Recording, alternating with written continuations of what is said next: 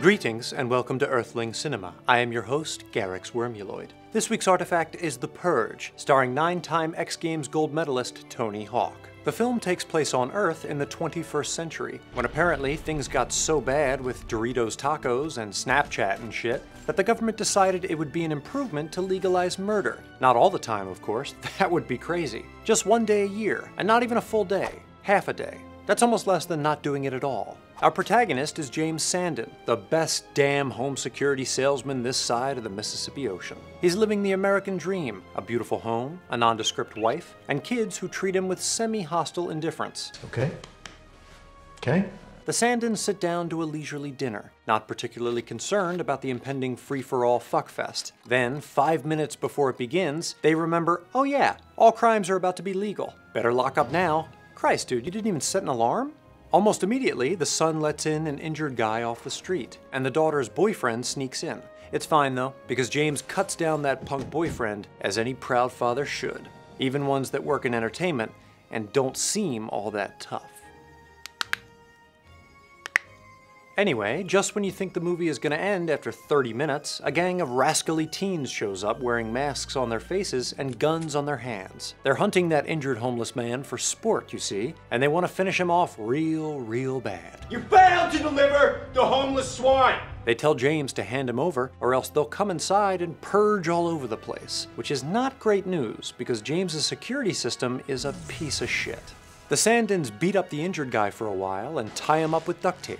The Milky Way galaxy's favorite tape. He's gonna break this tape! But their heart isn't in it. They decide that just like philosopher Thomas Petty, they can't do him like that. The teens break into their house and destroy everything, but also occasionally stop to watch the family in silent contemplation. This confusingly bipolar strategy allows the Sandins to off a few of them, but not before the leader kills James with a knifey to the tum-tum. The neighbors show up and wipe out the rest of the teens, but now they want to kill the Sandins too, because they're some Stepford-ass dill holes. That's when the homeless guy decides to come back into the movie and save the day. Mrs. Sandin refuses to kill the neighbors because at this point, she's riding the Tom Petty wave pretty hard. The purge ends and the homeless guy heads back, well, not home, but somewhere good, probably. The Purge posits that the human psyche contained a light side and a dark side. Tie them up, we'll kill them right here. Just like the Jedi hobbits from Star Trek. The film highlights this duality with certain images, such as the white and blue bouquets displayed by Purge supporters, and Charlie's half-charred nightmare machine. March 21st, the date on which the Purge occurs, was frequently the date of Earth's vernal equinox, when day and night were exactly the same length. It's also Karen's birthday. But no one needs to get her any gifts or anything. The opportunity to work here is gift enough.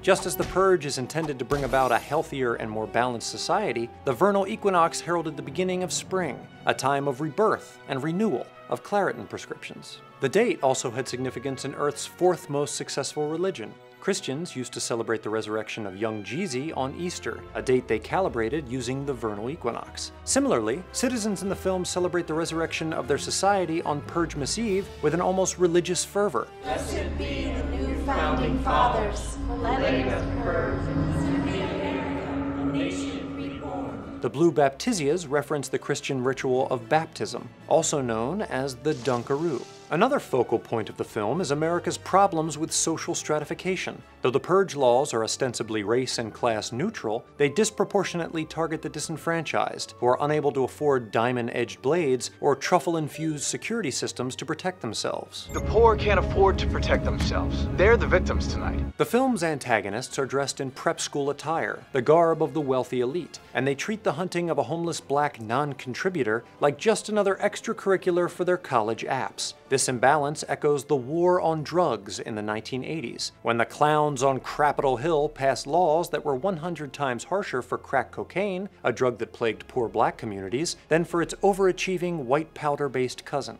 Is the Purge really about money? Either way, crime is down. The economy is flourishing. The Purge suggests that engaging in and consuming violence will relieve a person's desire to go bananas. B-A-N-A-N-A-Z? However, it quickly undermines that premise, concluding that doing so will simply desensitize people and beget even more violence. American streets will be running red tonight when people release the beast in record numbers. Mr. Kelly! Brutal images of murder are juxtaposed with boring old classical music, underlining the idea that violence has ceased to shock and horrify, and in fact, might put you to sleep because it's so freaking boring. In Purge World, humans watch the grotesquerie on TV for entertainment, much as they watch their balls drop on New Year's Eve. We're just gonna lock down, watch some Purge events, nothing special. In a sense, The Purge, a violent film in its own right, is a criticism of its own damn self, as it provides an opportunity for the viewer to release some aggression by watching a good old-fashioned bloodbath. And in analyzing The Purge, I have perpetuated the cycle once more. Whoops! For Earthling Cinema, I'm Garyx Wormuloid. Lock your doors. Hello, Earth enthusiasts. Craving more movie explorations? Click on this sticker to visit Wisecrack's channel page, where you can find your next video to watch and subscribe. Still feeling the film fuzzies? Click here to visit our friend MatPat over at the Film Theorists. MatPat is the master of overanalyzing characters and diving deep into the science and lore of your favorite movies. While you're there, check out MatPat's video on the Blair Witch Project, where he argues there was a mysterious killer in the film, but it's not who you might think. Ooh. So visit the Film Theorists here, watch a video or two, subscribe, and tell them Wisecrack sent you. Finally, take a minute and check out Wisecrack's Patreon page. Every patron helps us keep making great content. Until next time, thanks for watching. Goodbye.